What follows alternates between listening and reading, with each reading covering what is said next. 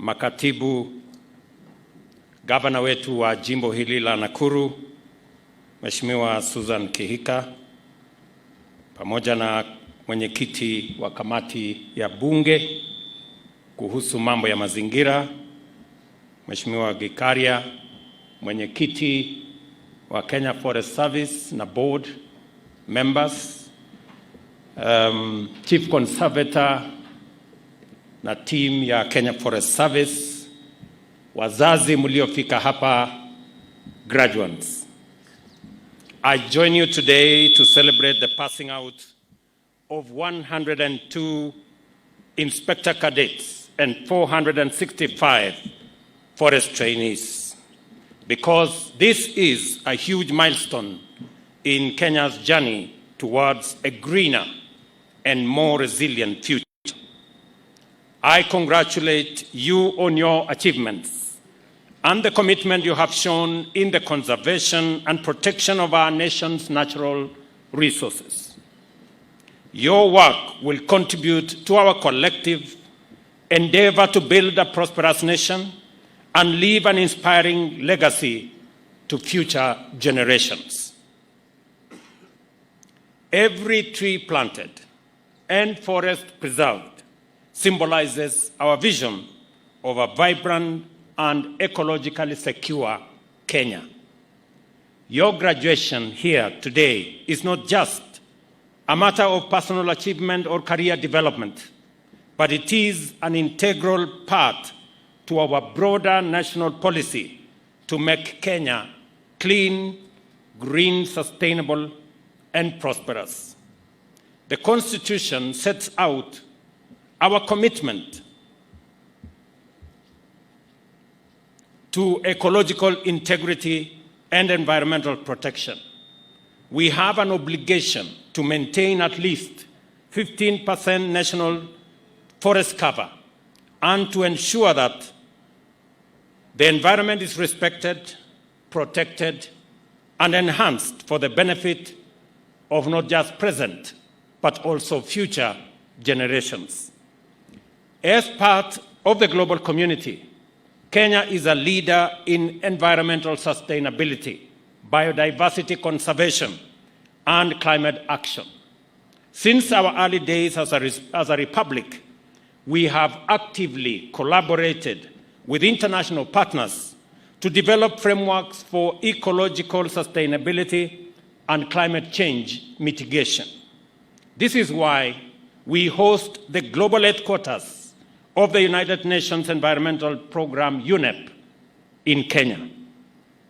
It is also why we have been at the forefront of developing multilateral and regional policies and strategies to enable our countries combat environmental degradation and manage the effects of climate change. In 2023, we hosted the first ever Africa Climate Summit, which set out a bold and ambitious Pan-African agenda to advocate effective action at every level, sector, and in every country in our continent and throughout the world. Forest conservation, afforestation, and tree planting campaigns are long-standing Kenyan traditions, going back to many decades. In 2023, we launched a national program to restore degraded landscapes and ecosystems, strengthen our institutional framework to combat deforestation, and included a national campaign to plant 15 billion trees by 2032, aiming to raise our forest cover to 30%. This is the context in which you must understand the significance of this function and appreciate the role of the graduating officers here, as well as their colleagues who are already in the Forest Protection Service. They are the guardians of the nation and the Earth's lifeline. Their work enables us achieve sustainability and prevail against daunting global and local environmental challenges. Forests purify our air, sustain biodiversity, and support livelihoods. It is therefore essential that we develop capacity including adequate numbers of trained professionals to overcome the threats of deforestation, illegal logging, and climate change, which diminish forests and the Earth's ability to sustain life.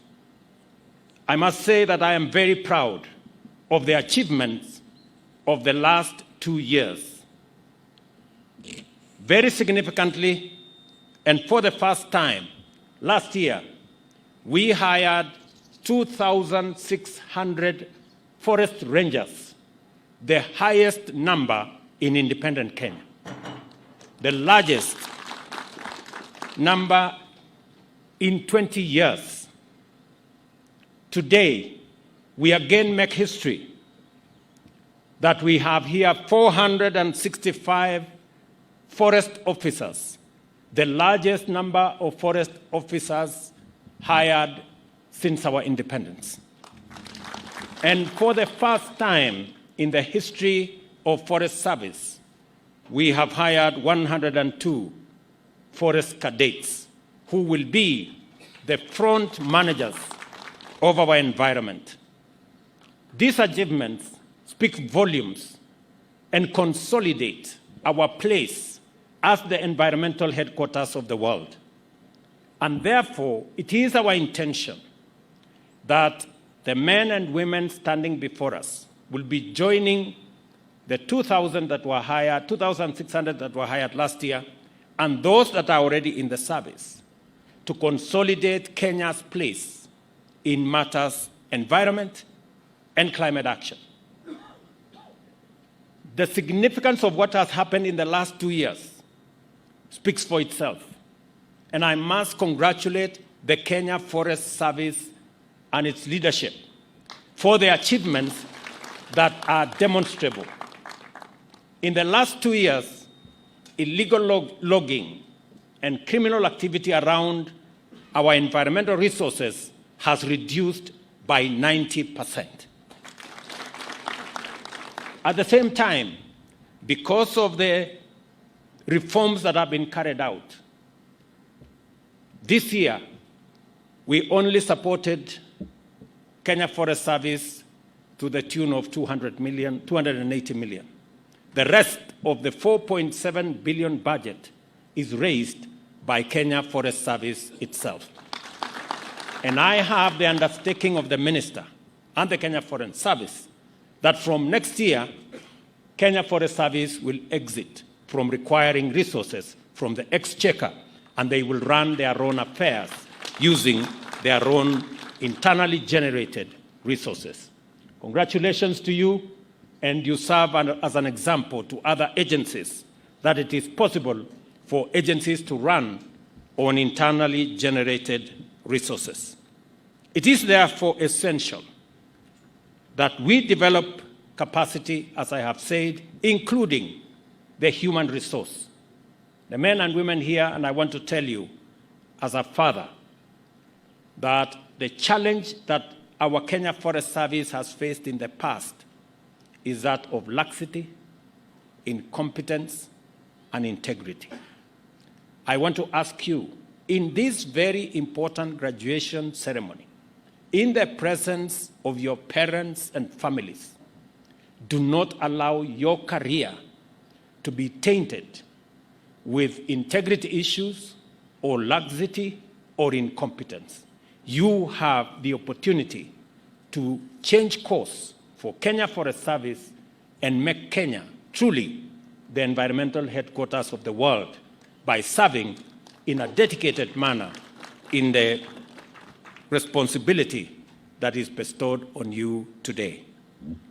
I wish to emphasize that protecting our environment not only befits us and not only benefits all of us, but also empowers our generation to discharge its debt to future generations. Forests stabilize water cycles, support agriculture, preserve biodiversity, and facilitate timber production, herbal medicine, and honey production, thereby generating thousands of jobs and strengthening community resilience. They create employment opportunities through timber and non-timber products, as well as through forest management. Additionally, carbon credits offer new revenue systems and streams, enabling Kenya to reinvest in conservation. Ecotourism strengthens these efforts by showcasing our natural beauty and celebrating conservation. As we face an increasingly challenging future, we must embrace innovation to seize opportunities and accelerate our growth. Innovation is essential to forest conservation, and tools like Jaza Miti app engages Kenyans in tree planting, while satellite and drone technology assist the Kenya Forest Service in forest monitoring.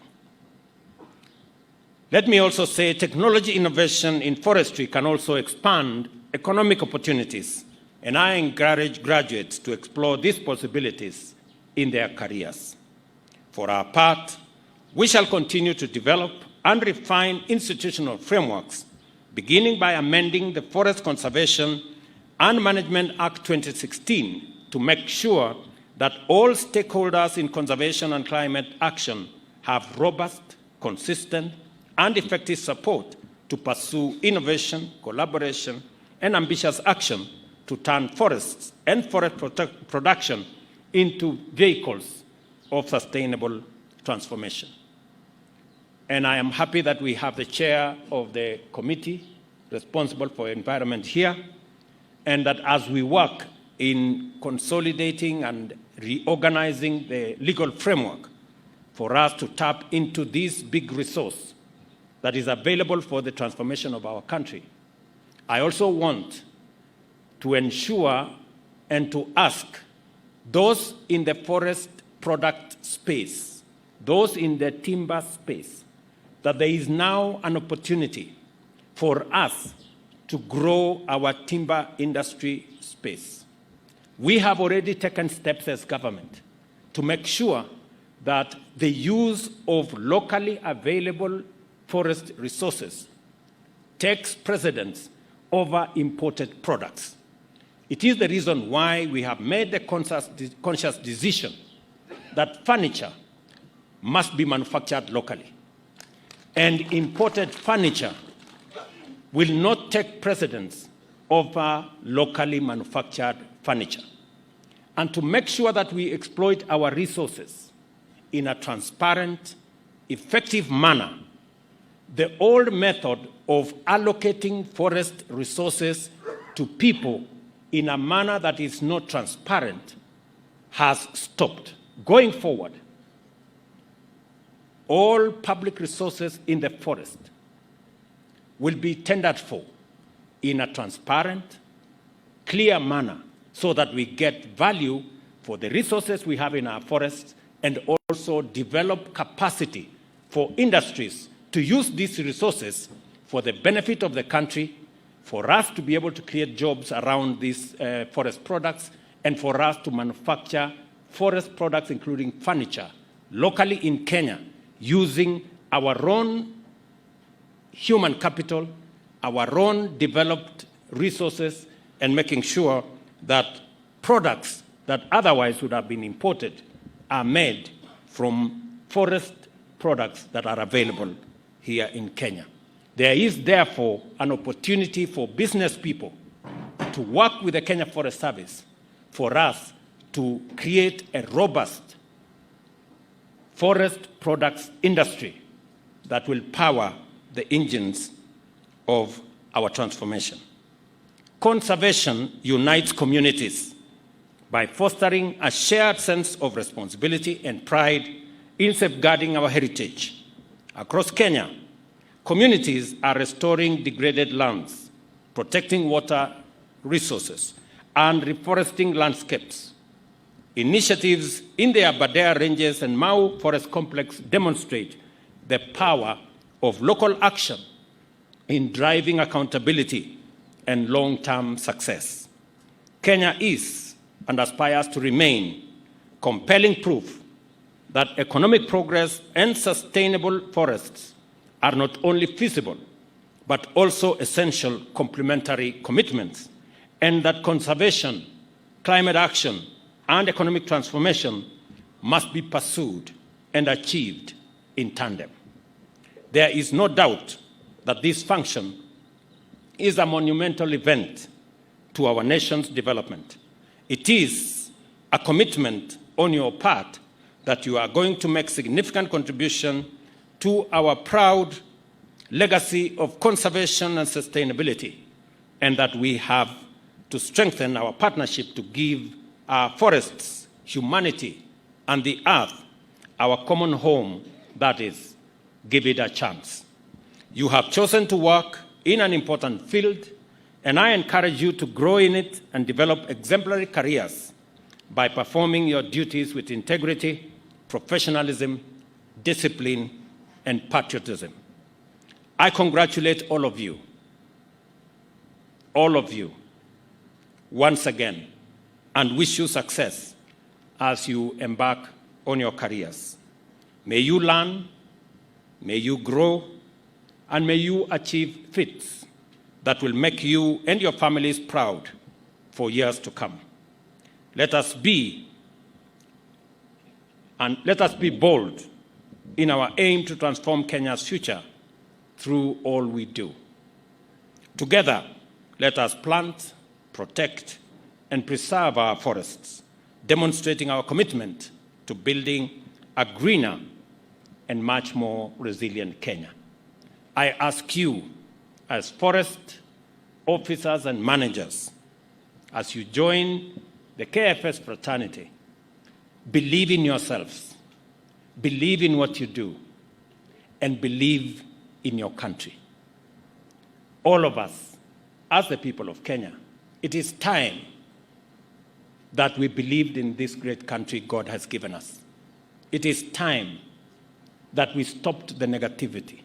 It is time that we stopped believing in the fake news and in the propaganda that is hurting our nation. Because looking at the Kenya Forest Service in the last 2 years, the transformation is phenomenal. What has been achieved in the last 2 years, reducing illegal logging and forest criminal activity by 90%, is something we should be proud of. The fact that Kenya Forest Service now can raise its own resources because of the transformation and because of the reforms that have been undertaken is something we should celebrate. That is not just happening in the Kenya Forest Service. It is happening in the Kenya Wildlife Service. It is happening in the National Youth Service. It is happening in all our other services. These are the positive elements that make Kenya stand out, and that is why we have earned respect globally. Asanteni sana kwa wazazi, asanteni sana kwa kufika ili tusherehekee sherehe hii ya vijana hawa ambao leo watatoka hapa waende wasimamie mambo ya mazingira katika taifa letu la Kenya. Na kama vile waziri amesema, tuko na mpango mkubwa ambayo imeanza sasa. Vijana 10,000 tayari wamejumuishwa katika mpango wa Climate Works. Na mpango yetu ni kwamba kufikia mwaka ujao tutakuwa tumefikisha vijana 200,000. Na hawa vijana wa Kenya Forest Service watakuwa mstari ya mbele kusimamia hawa vijana katika mambo ya Climate Works, ndio tuweze sote kuunganika katika mambo ya mazingira, kupanda miti, kuondoa mambo ya pollution na kumanage our environment as is required of us. Asanteni sana. Thank you very much. God bless you and God bless our great country, Kenya. Thank you very much.